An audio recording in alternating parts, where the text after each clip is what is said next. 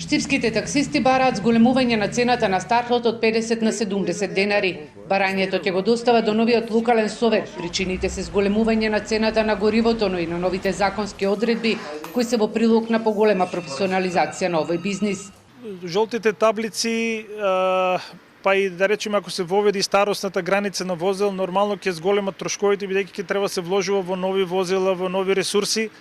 Но од друга страна ќе се добие квалитетен превоз, безбеден превоз, осигурани возила, осигурани патници.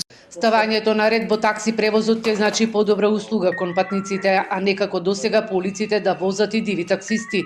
Унифицирањето на возилата и новите жолти регистарски таблички мора да се реализира за една година. Ќе останат барем тие правите професионалци што ќе сакат да вложат основни средства и тие средства да може да си ги вратат нормално. До сега беше работеа само поединци, здруженија со кооперанти. Затоа дојде до овој момент да се нема возила, да се нема таксисти. Тука мора да помогнат многу општинските сообраќајни инспектори во секоја општина. Мора да се излезе на улица, на терен. Мора сите општини веќе да воведат јавен превоз градски. Пандемијата, но и дивите такси превозници удрија врз легалните такси фирми. Ако до пред неколку години во Штип имало 300 такси возачи, сега оваа бројка е преполовена.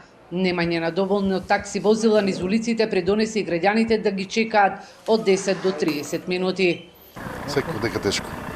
Има малку коли, а и плюс колите се многу стари. Тешко, нарочито кога е ворне, па ич не можеш да го видиш. Што да го прави тоа? А скапо ли е таксито? Сега најавуваат дека ќе ги покачат цените. До сега не. Па старите ќе се возим што морам. Можеме пешки да одиме. И далеко живеам, од Узлуко живеам.